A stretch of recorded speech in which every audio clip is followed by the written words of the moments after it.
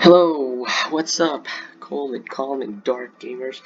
In today's video, I'm going to be ranking one of the mostly all of the killers in the industrial area. I will be mostly ranking them by the murder weapon. Is it just an ordinary murder weapon? You could probably see it every day, or is the murder weapon something that like most skilled person would use, like I don't know, like um, let's say an experimental machine or something. But yeah, or if it's just an everyday item like a knife or maybe like a shovel or something like that. But I know a shovel is not an ordinary uh, murder weapon. But yeah, I think you get what I mean. And we'll also be ranking them by um, like what did they do with the murder weapon after killing their target or their victim. Did they throw it away? Did they try to hide it somewhere? Or I don't know, did they just leave it on the crime scene? And lastly, what was the reason on doing it? Okay, before we get to rank these these criminals, these killers, I'm going to remind you that I won't be including case number 1, which is the death of Rosa Wolf, because it was pretty much a simple case where it teaches you how it's about to go down, on how you deduce on who the killer is by gathering the evidence and having the autopsy results by Nathan, and of course Samuel King also kind of guides you on doing that, on arresting the killer and going to additional investigation once you get to uh, arrest the killer by um, checking up the suspects if they need help or they need some serious business that needs to be taken care of by the police of Grimsburg. Anyway, enough of me talking. Let's get to uh, case number 2. We're going to be going in a chronological order, so we're going to start with case number 2. Okay, so for the murder weapon, it would be a bloody saw, or a saw if you will. Now, the victim's name is Ned Dilnard. I'm going to be reading the plot story of this case, and then we're also going to, you know, identify what the reason is and, discuss it. Okay, so first of all, the victim, mortgage broker Ned Delnard, was found dead in an abandoned house with his hand brutally cut off. His hand was abandoned by the killer in the junkyard outside the house. The killer turned out to be the victim's bodyguard, Dennis Brown. At the time of his arrest, Dennis stated that he had nothing against Ned. However, the police had already proven the fact that he had tried to chop down the victim, and when it failed, he had attempted to burn the house down. He had fled when realtor Dave Simones arrived. While in court, Judge Hall did not need any reason as to why Dennis committed the crime, because the evidence collected by the police were enough to prove him guilty of the murder, grounds for a lifetime jail sentence for the bodyguard. Now, what I can pretty much say to this case, that uh, the police were trying to find some evidence that Tony Marco Tony Marco Tony Marconi actually I don't know, like bribed Dennis Brown, but there was actually no evidence on that, so they just, and there were no further investigations. So I'm going to be ranking, I would say, Dennis Brown to be on the B tier list because, as he said, he did not have anything against Ned Dilnard, but I believe that whoever um, hired him to kill Ned Dilnard, I guess, serves some purpose, so that's why I put him in the B tier. And yeah, that's pretty much what I can conclude to this. And it's actually a very quick case when you look back at it because you get to arrest him at chapter 2, which actually faster than I thought than the present cases that I get to solve. But yeah, I guess this is one of the like easiest cases. Yeah, in the industrial area. So I guess that's pretty much it.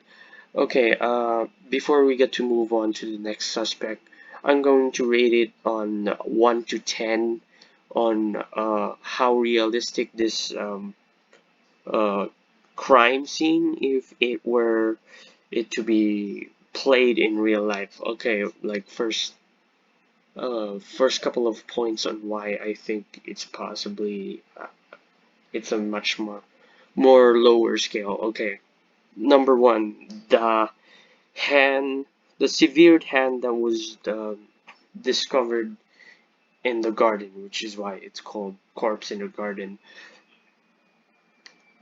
There were no.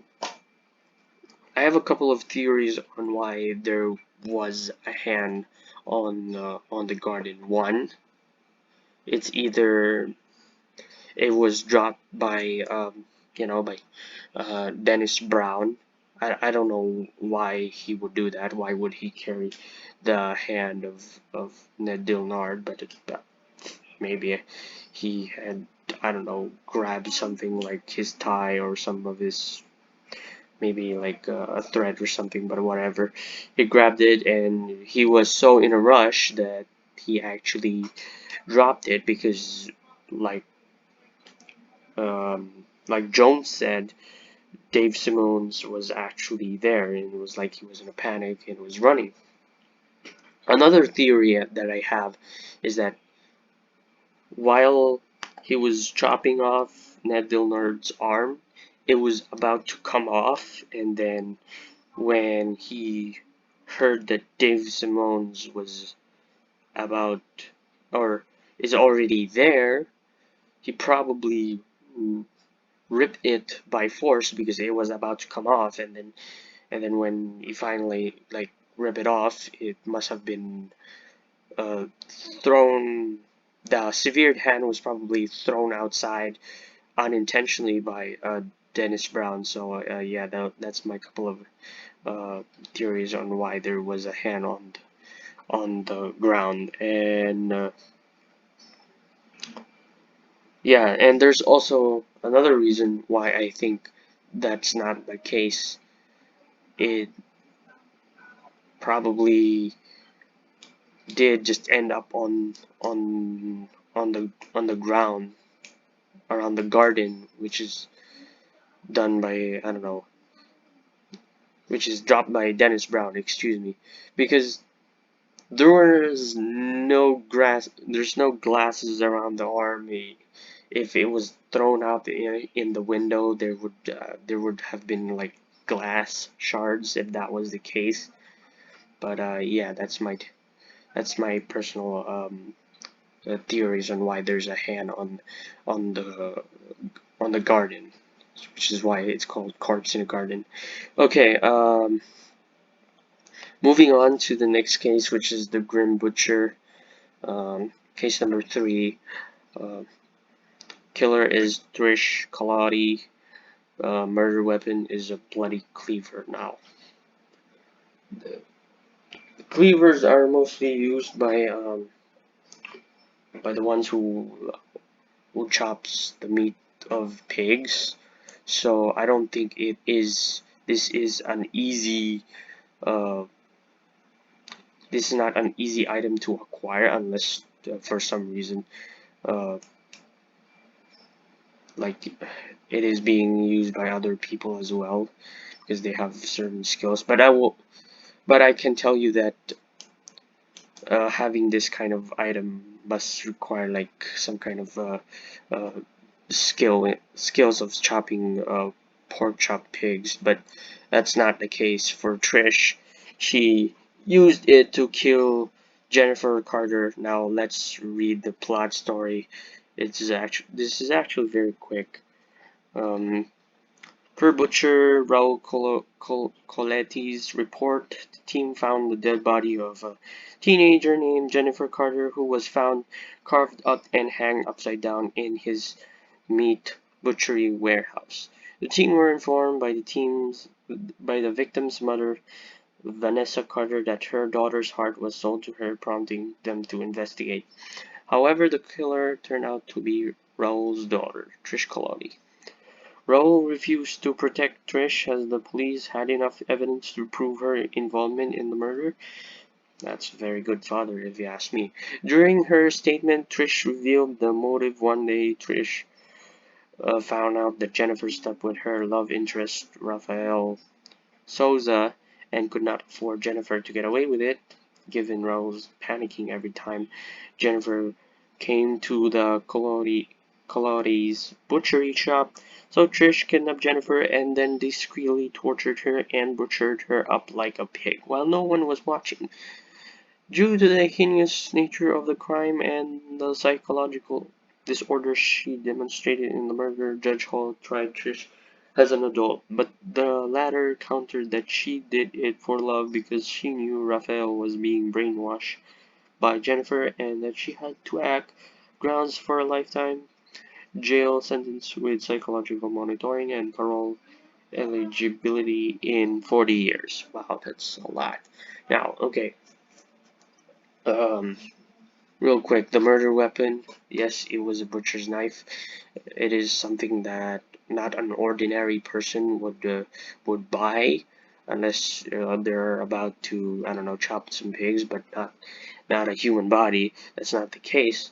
And did they try to hide the murder weapon? Honestly, to be honest with you, I don't think I remember it very closely, but I can tell that it was probably found somewhere in the crime scene. So, reason on why they did it, of course, like what I just read, she did it for love, but I don't think that's the case. I'm going to rate this killer on an A tier level, because, like I said, a butcher's knife is, I don't think any ordinary person would be able to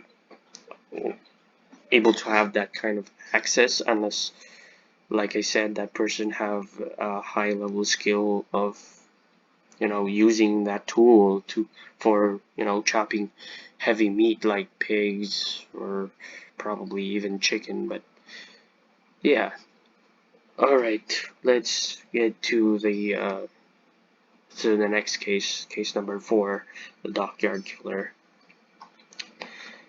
This is actually a very a tragic case, and it's because, and not only that, but the murder weapon is, I wouldn't say it's an ordinary one, but I would say it's somewhat very how do I say this? It's mostly oftenly used, but yeah, that's what I could say. It's called a pocket knife. The murder weapon was a pocket knife. The title of this case is the Dockyard Killer. The killer is the Bulldog. His name is literally Bulldog, and the victim is Dan Brooke. Okay, let's read the plot story real quick. A barge driver named James Smith reported to police as he found a dead body in the docks. There, James and the player collected the body of junkie Dan Brooke, who was found dead, bleeding from a stomach wound. The killer turned out to be a drug dealer named Bulldog. Dan once bought drugs from Bulldog and owed him $2,000. Oh, wow, that's a whole lot of money. However, the latter lost his patience waiting for the former to pay him back. As a result, Bulldog stabbed Dan in the stomach with a pocket knife at Oakville Valley, where Dan worked, dumped the victim on the docks, and left him to bleed to death. Judge Hall sentenced Bulldog to a 20-year minimum jail term for grand manslaughter. Okay, this is a very a common reason for someone to, for one of the killers in the game to kill someone. It's because they had a grudge on that victim, which is why I would say this was a very kind of like, I wouldn't say risky, but I would say, man, this is difficult. Okay. God dang it. Okay, the murder weapon was a pocket knife. Like again, it's not an easy, it's not an easy tool to be able to access with. I would say this would be around first A-tier level. Trish Coladi would be a second level because a pocket knife can be bought, which is why I rate Bulldog like he bought the he probably bought the pocket knife himself, so that's why I put him on the first A-tier list, and which makes Trish Coladi the second A-tier. But if she, I don't know, if she bought a much greater weapon, let's say I don't know, she would buy something similar to the pocket knife, then maybe I would, maybe she would have been remain. But since Bulldog, of course, is, she bought the pocket knife, it's not an easy, it is very, it is actually very complex to acquire something like a pocket knife. But yeah, especially with especially if that someone bought that pocket knife have like extreme supervision when it comes to when it comes to kids. All right, enough of me rambling. But yeah, that's the reason why I put him on first tier A, first A tier A rank. Okay, next case number Case number 5. Oh damn, we're moving really fast. Okay, this is actually a juicy case. Case number 5, uh, titled "A Russian Case Murder Weapon Was a Meat Tenderizer." Um, the killer was Mikhail Levin. Victim Anton Levin, which is his father. Okay, let me read the plot story. Chief King sent the player and Jones to a restaurant to collect the body of the head of the Russian mafia, Anton Levin, who was found dead, sitting dead in his restaurant with strange wounds on the head. The team then conducted the murder investigation, eventually incriminating the victim's son, Mikhail Levin, as the killer.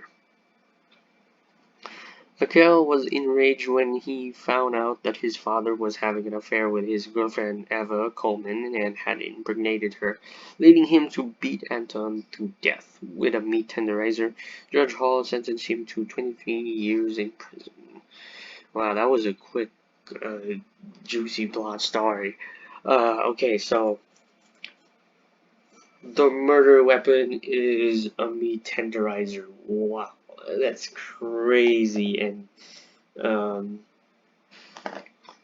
hold on, let me. So Anton Levin owns his own restaurant, right? So that means that meat tenderizer is probably one of his own uh, tools in his own restaurant. So that's another point to get across with. And did they try to hide the weapon? Mm, I don't think so. It was probably found in the scene. My bad, guys, if I don't remember if they tried to hide it though. As a matter of fact, let me change that this one real quick. What if okay, think real quick. Uh,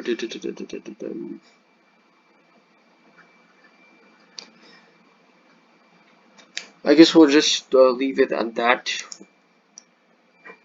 I'm just going to, you know, not going to like discuss if they tried to hide the weapon because I don't really remember every detail if they I don't know if they tried to hide it or not. Um, okay, now the reason on why they did it. Oh my gosh, this guy is probably one of the hot-headed killers of all time because he was not expecting that his father would be a competition towards his girlfriend. Oh my god. Okay, now I'm going to put uh yeah Mikhail Levin on second tier, second A tier level because like I said, he's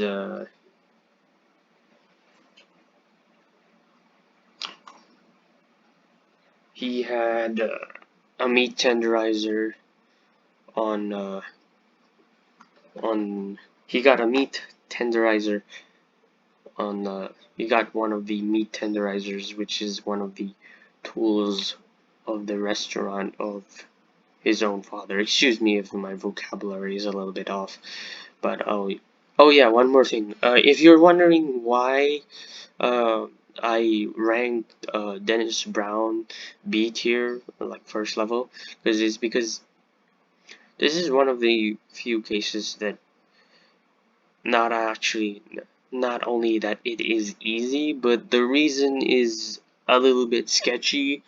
Like you know, if you have seen or if you have played this game before, you can or if you can also read the plot on Criminal Case Wiki. I'm going to be leaving it down the description below. You can pretty much tell that he really did not have a reason. So yeah, that is why I put him on the B tier because we really didn't get to, or there was no really conclusion on who hired Dennis Brown. It was like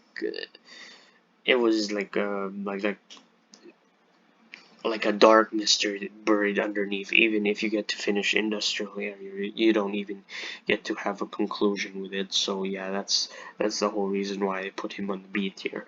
Anyway, let's move on to the next case. Okay, now this one is a very high one and a good one, a good plot story. On case number 6, titled "Good Cop, Dead Cop." Murder weapon is a police gun.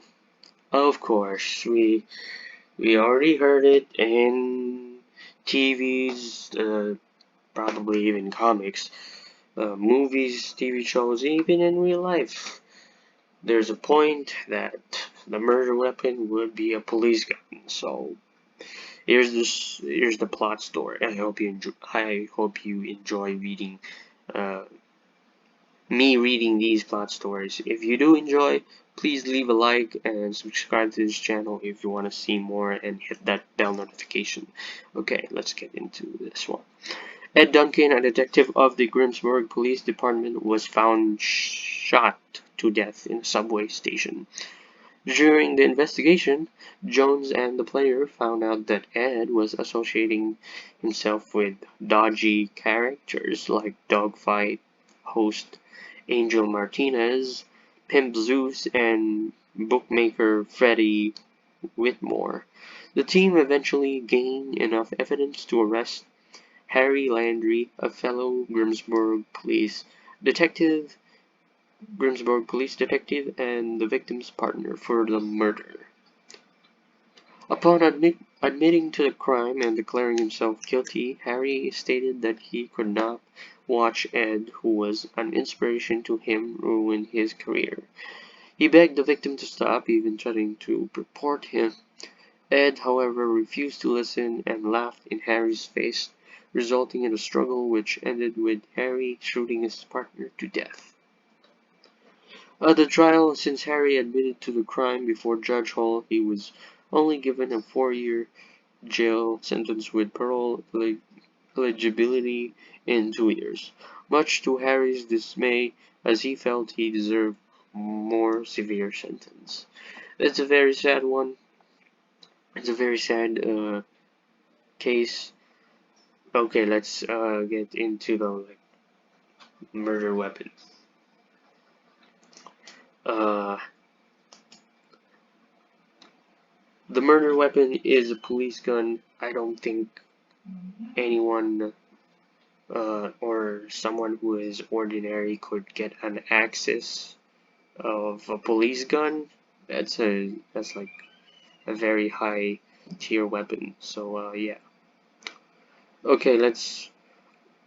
Although I do have to add another point on this about the police gun. He did try to block the on who the owner is, like uh, the ID owner of that gun. Harry did kind of try to get away with it, even though he was oh, I feel guilty, this and that. It was really sad when you know when he was in trial, but there's also a part of him where he wanted oh, I don't want to get arrested. Oh, I feel bad. I feel like I should have got a much heavier sentence, which he pretty much did. Had a internal and external battle with himself. I mean, internal battle with with his mind. So I would say, yeah, this is a very a sad case. As for the reason or why they did it, um, like I already read it, it says that he doesn't want his inspiration get ruined by dodgy and shady characters like uh, Dogfight host Angel Martinez, Pimp Zeus, and bookmaker Freddie Whitmore. And I would say I'm going to rank Harry Landry, and it's going to be an S tier. I know he's not an. I know he's not like something like mid boss, like around, I don't know, like case number 6 or anything. But what makes him dangerous is because he has the opportunity to kill someone and he did so. But of course, they did. What do you call this? They did struggle, and of course, as a matter of seconds later, he shot Ed Duncan to death because of this reason. So yeah, that's why I put him on the S tier, because it's not just a sad story, but the access that he has and the opportunity that he could do on maybe even killing um, Grimsburg police detectives that are kind of like shady or very skeptical police. Grimsburg police detectives he would probably kill like on a rampant rage to kill other Grimsburg police who are unfaithful to their duty. So yeah, that's why I put him on S tier. Okay, let's move on to the case number 7, death by crucifixion. The murder weapon was a screw gun. Now, I don't even know how would you be able to access this weapon. A screw gun? Holy shrek knuckles. That's like something only a construction worker would use. I wish I would have recorded these cases a bit much sooner, but I was really young when I was playing these cases, so yeah, my bad. Okay, the killer was Dr. Bishop, victim was Gordon Mikhail, Michelle, I don't know how exactly pronounce that last name, but I'm just gonna call him Gordon. Gordon, the director of Red Company, was found nailed to a cross in his construction site. Oh, that makes sense. Okay, now I think I kind of recall. The police investigated complaints sent by the victim that included Gypsy Nikolai Woloch and crazed woman Linda Lovara, as well questioning the project's workers. Ed Miller, and Frank Janowski. However, incriminating evidence helped the Grimsburg PD arrest a psychologist named Dr. Lawrence Bishop for staging Gordon's murder. During the moment of his arrest, Lawrence stated that he saw it as a capital sin when Gordon destroyed the town's oldest church for profit, thus killing him in hopes that he would atone the victim's sins. Lawrence also claimed that Gordon once came to him with a wish to die. Because of the guilt that tormented him, Lawrence was then sentenced to confinement in a psychiatric institution for criminals. Okay, this is gotta like top it all off. This is way beyond crazy than like the previous killer that I just put on S tier, which is Harry Landry, as you can see. Now, the murder weapon, yes, he seemed to have access with it because I don't know, because he's not only that he's a doctor, yeah, but also because I'm trying to analyze the circumstances on which made him the chance on using the screw gun. One is that he's a doctor, so pretty much he's a very responsible adult. Well, not towards the crime, that is, because he's insane. And not only that he is an adult, but uh, oh man, okay. But because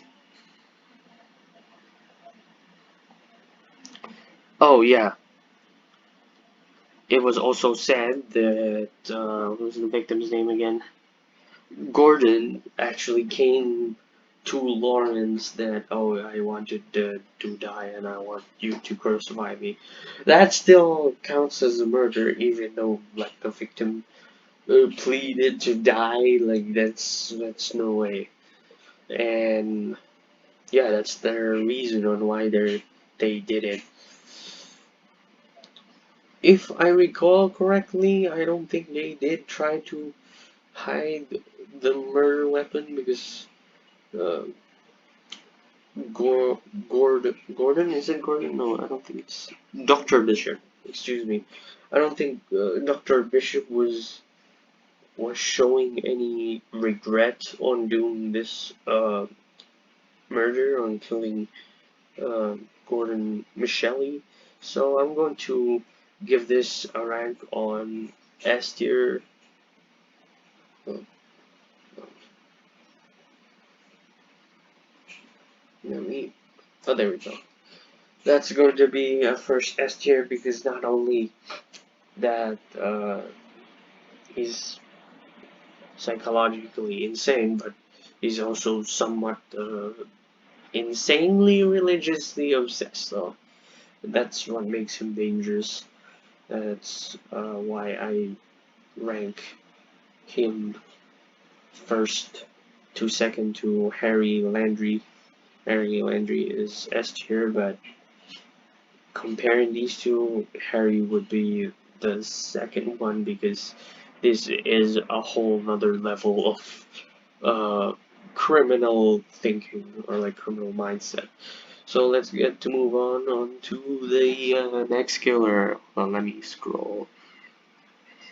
Okay, to my document notes. Case number 8, Beautiful No More, where murder weapon is a hammer. Oh yeah, my bad. When was when did I get to like rate these criminal? Let me rate the other cases that I just missed. I'm going to be scaling them 1 to 10 real quick. I've already finished case number 2. Case number 3, Trish Coladi. If this, or what you call the Grim Butcher, if the Grim Butcher case were about to be played in real life, I would say it's a 10 out of 10 scenario. Definitely, because if like this would happen in real life, I would say 10 out of 10. It is possible, you know, if you put in all the circumstances, like oh, your father is a butcher and this and that, and if like you have the opportunity of doing it, I would say it would happen in real life. So yeah, I would say 10 out of 10. As for Dennis Brown, oh my god, I'm being not in order here. So for Dennis Brown, I would say 5 out of 10 because the hand doesn't make any sense. Maybe uh, the killer Dennis Brown did drop the hand after killing Ned Dilnard, and as for Trish Colodi, it would be 10 out of 10 because it can happen in real life. Now, case number 4, I would say it would be 10 out of 10 as well because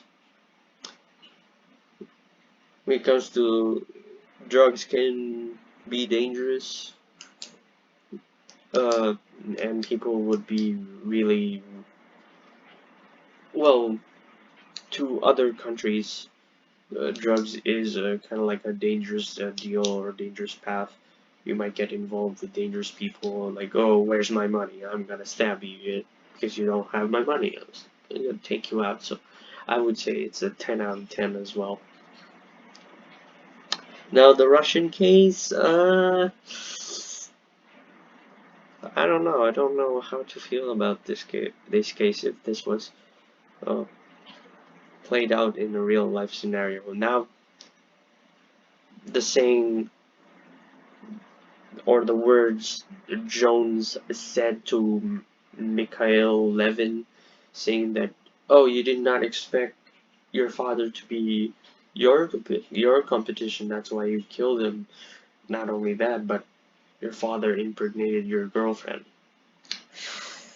I don't know if this happens like all the time, but I'm going to assume that it is. So I'm going to rate it 8 out of 10.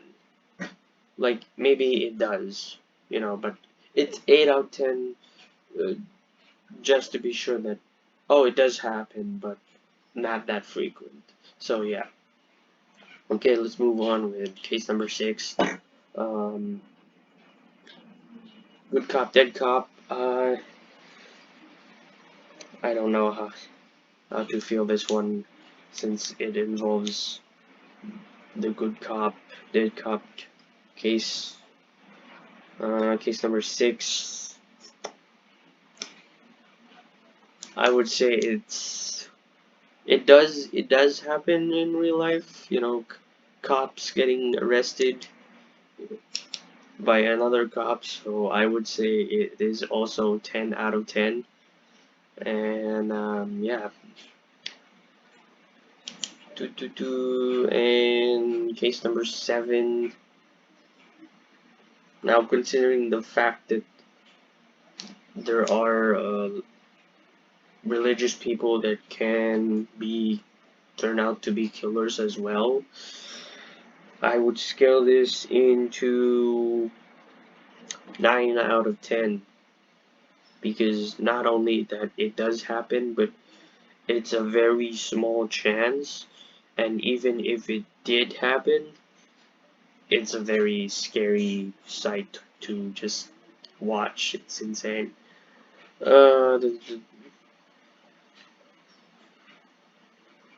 Okay, case number 8. Beautiful no more. We're going to be pointing out the murder weapon, and of course the reason. We're not going to discuss it if they did try to. Wait, I don't think so, because a hammer is a very heavy um, weapon or murder weapon to use, because not only it's because of the blood, but it's a very heavy item to be carrying around. So I'm going to assume that they did not try to hide this one, from far as I remember. Okay, case number 8. Beautiful no more. Murder weapon was a hammer. Killer as Alice. August victim was Trixie Velvet, or AKA Patricia Mills, because it was discovered by her ID. Outside Joe's diner, the corpse of a young woman was found by the Grimsburg PD. She was later identified as Trixie Velvet, real name Patricia Mills, a stripper at Tony's Marconi's Blue Flamingo nightclub, despite a series of letters written to Trixie, making a projectionist Colin Stokes look suspicious. The killer turned out to be Alice August, a barmaid at the club. Now, he thought it was Colin. She thinks that the love letter came from Colin Stokes, but apparently it was from Alice. Alice was in love with Trixie and wrote her own anonymous love letter to meet her in the alley of Joe's diner. However, when they meet each other, Trixie laughed at Alice because she thought that she was a man who wrote her the letter. Angered, Alice then grabbed the hammer and relentlessly beat the victim to death. Alice was sentenced to 20 years in jail with a chance for parole and 10 years for the murder. A very skeptical. This is a very downgraded for murdering a victim for that kind of reason. Just because they don't love you back, that doesn't mean you get to kill them. Oh my god. Okay, like I said, the murder weapon was a hammer. Now, before I get to, rank them, I will also be talking about why I think they did not have the chance to hide this weapon. Alice was, of course, a woman, but of course she was also in love with another woman. But it is also a state of the fact that she did not hide this murder weapon, because a hammer is like heavy as heck, maybe like, I don't know, like more than 10 pounds. And the reason why they did it, because of course she was in love with Trixie, but of course Trixie laughed at her. Oh, I thought you were a man, haha. There's no way I'm gonna be in love with you. And of course she was pissed off, and she grabbed the hammer and beat the heck out of her. So I'm going to give this a rank, a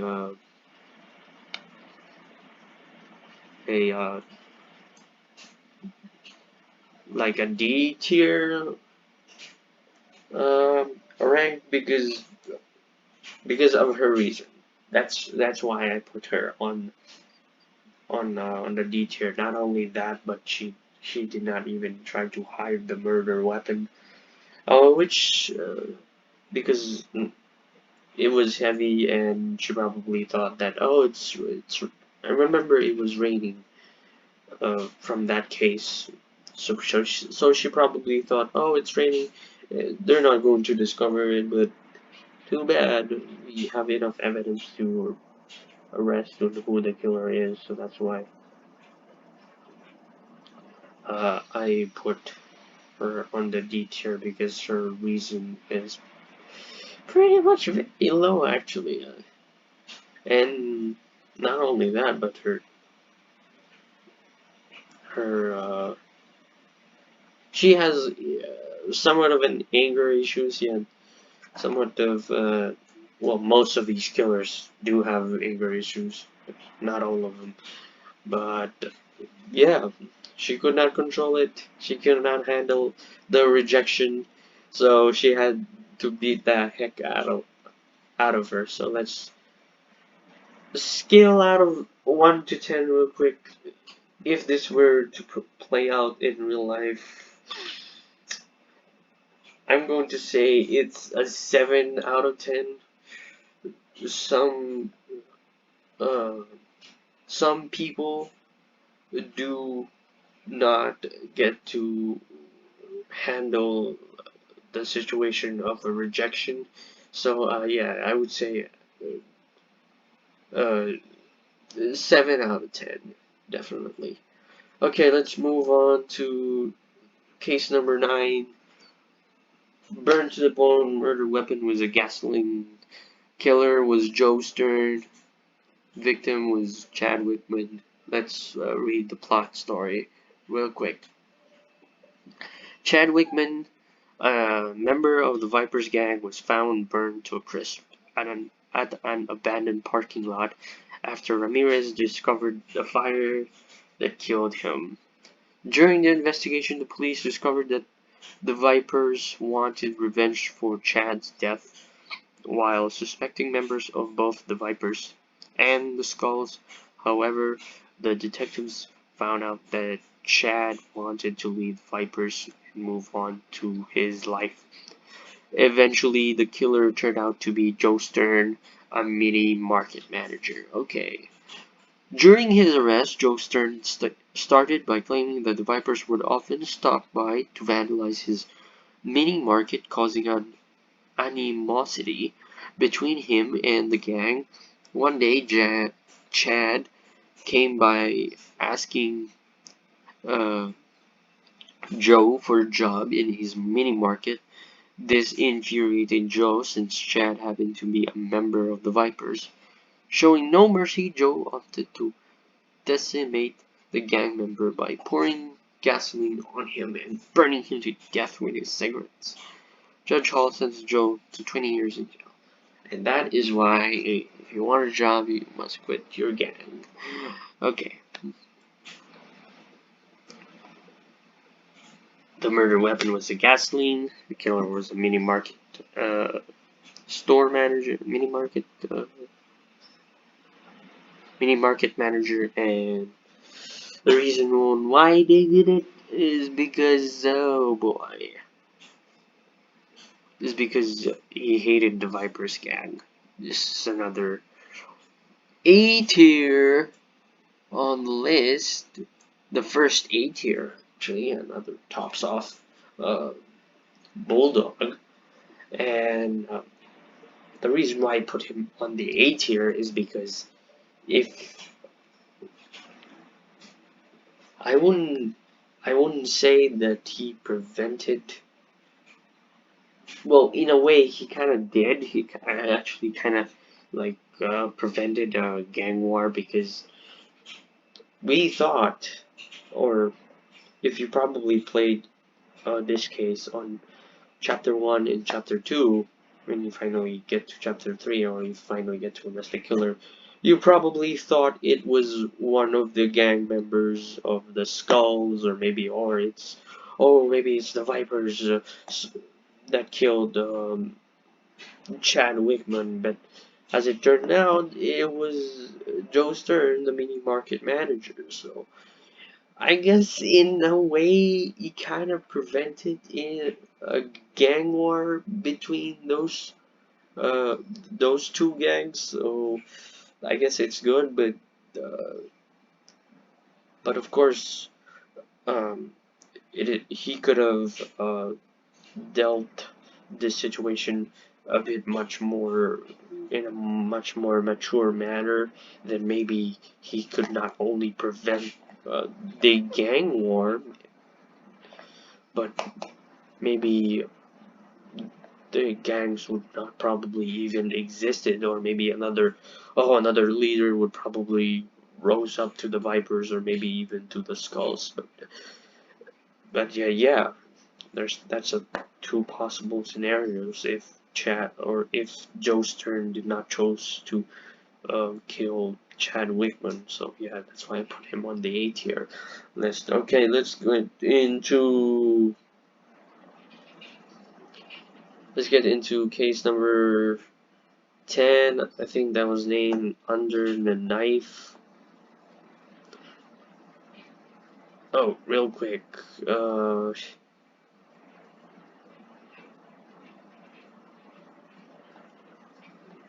Case number 9. I don't think I rate this case.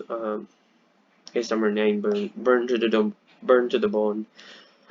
Scaling it 1 to 10. If this were to happen in real life, I'm not gonna lie to you. Some people do get skeptical. Uh, would probably be very skeptical on someone who would be in a gang member, but again, this is just my opinion.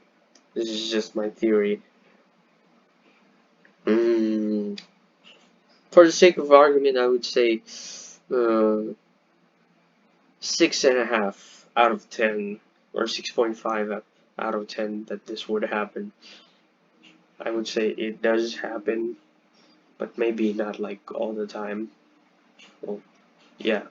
Okay, let's move on. This video is getting a bit longer than I thought it was. Okay, let's move on to case number 10, Under the Knife. Um, let's read the plot story real quick. This one is also another juicy one. Uh, the police found a plastic surgeon named Alan Cardwell left for dead in an alley. The police soon discovered that Alan had a double life, having an affair with singer Samantha Warner despite being married to his wife, turned widow, Sarah Cardwell, and Samantha having affairs with CEO Curtis Newman and writer Paul Auster. After all the motives were found, the killer turned out to be Paul. After Jones tricked Paul into confessing the murder, Paul said that he fell in love with Samantha and would do anything to protect her. Paul could not bear it when it came to his attention that Alan had an affair with Samantha, even though the surgeon was already married. In relation, the writer cornered Alan in Alberta Alley before stabbing him with a candlestick and fleeing the scene for his actions. Judge Hall sentenced him to life in prison. Okay. Like quick analyzation, real quick.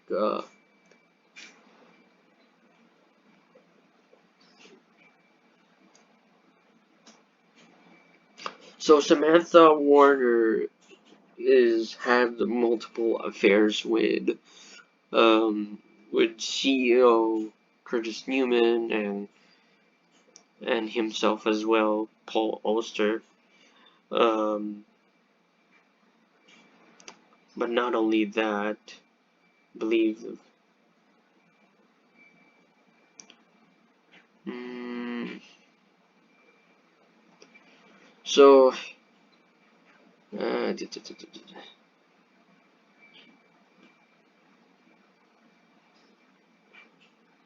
oh, okay. So Paul Auster was somewhat in love with Samantha, which is the singer. As you can see here, Samantha Warner. Um, and he could not help the fact that Alan was married, and of course, um, he could not bear the fact that, oh, I'm married, and oh, he's married, and why the heck is he hooking up with like other women? I could not bear that fact, and I have the duty to protect the woman that I love. I don't know if he knew that Samantha was also having affairs with Curtis Newman, but damn. And that's the reason why they did it. Now the murder weapon real quick. A candlestick. A candlestick? Are you serious? A candlestick? Okay. First of all, I don't think a candlestick can be easily acquired, especially, I don't know, like, unless if your family is rich as heck, maybe, uh, you would be able to get access to that kind of item. But with an ordinary person, as well as an ordinary status, like, I don't know, like, maybe around the poorer class, or it could be anyone. I don't think an ordinary person would be able to access something like a candlestick unless, of course, yeah, I don't know, if you get to buy it.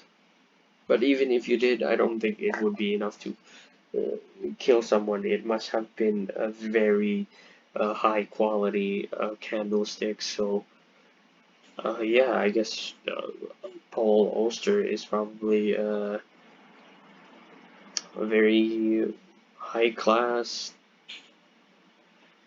writer, I guess. So I'm going to give this one to,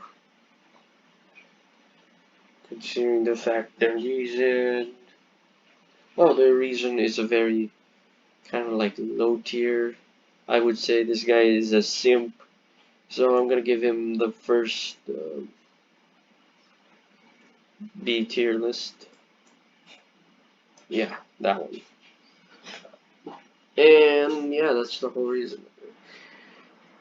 I think it would, thinking about this case, and if it were about to play in a real life scenario, I think it does happen from the time to time in the real world. Like, literally, there are a bunch of simps that would literally kill for a woman. So yeah, I would say it's 9 out of 10. Maybe yeah, it does happen. Maybe too often, as a matter of fact. Okay, let's move on to our case, to the very last case of the industrial area. I'm going to wrap it up real quick after, you know, I'm done reading the plot and analyzing the murder weapon.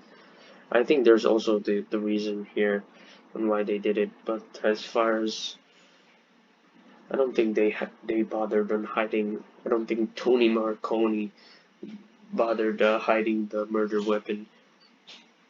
Anyways, let's jump into this. Um, Salvador Cordero, the leader of the Vipers gang, was found dead on his car with his skull smashed to pieces.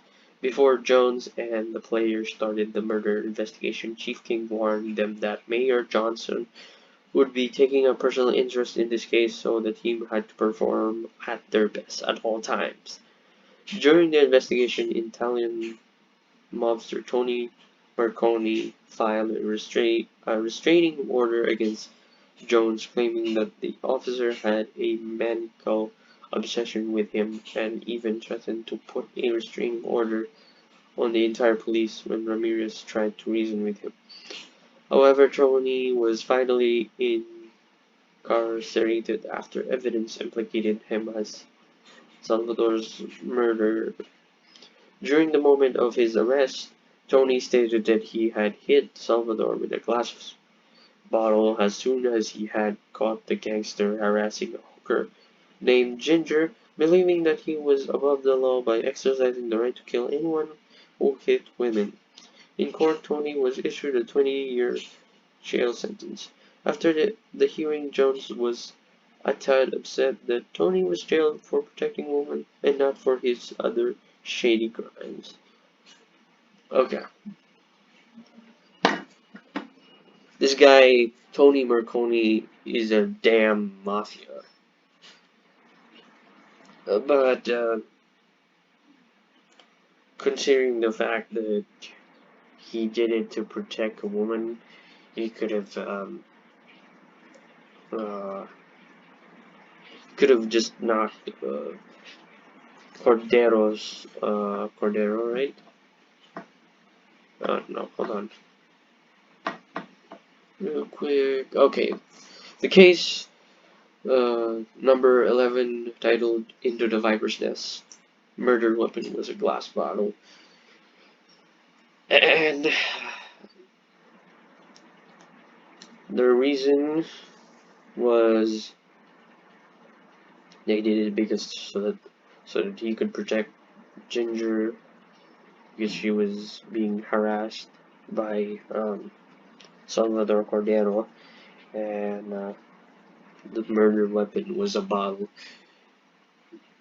I would say this glass bottle was probably somewhere around the garage, which it's a very easy, I would say it is somewhat easy to discover, especially, I don't know, if you're outside or if you're at the club. And I don't think he ever tried on hiding the weapon, if I'm recalling correctly. And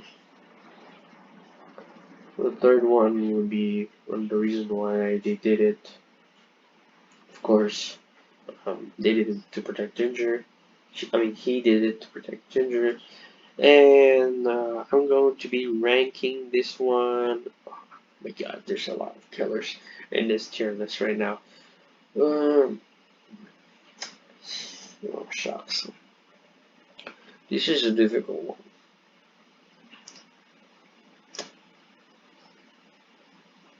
Considering the fact that he was not arrested for his shady crimes, it's because he had to do it to protect a woman, I'm gonna give it, and not because of his shady crimes, like, I don't know, illegal guns and all that stuff. I'm gonna put him on the third spot of the S tier because he did it to protect someone else, and not only that, but he felt like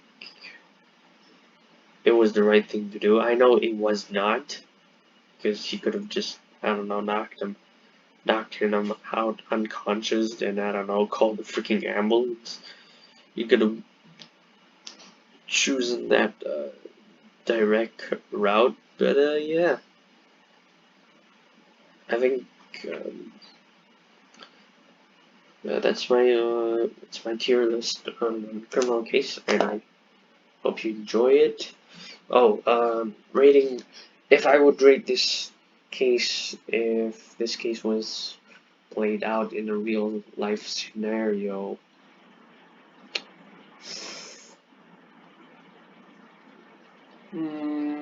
I would say 5 out of 10. It's like kind of like a 50-50 chance that it would happen. So yeah, of course I'm going to be sharing this on my Twitter. If you can go follow me there, you see. You can also see my Twitter page. I will be also mostly posting tier list killer industrial, excuse me, district killer tier list on there, mostly criminal case. But yeah, I hope you enjoy this video. I hope you enjoyed this tier list video. And Darfrost Calmer out. Peace.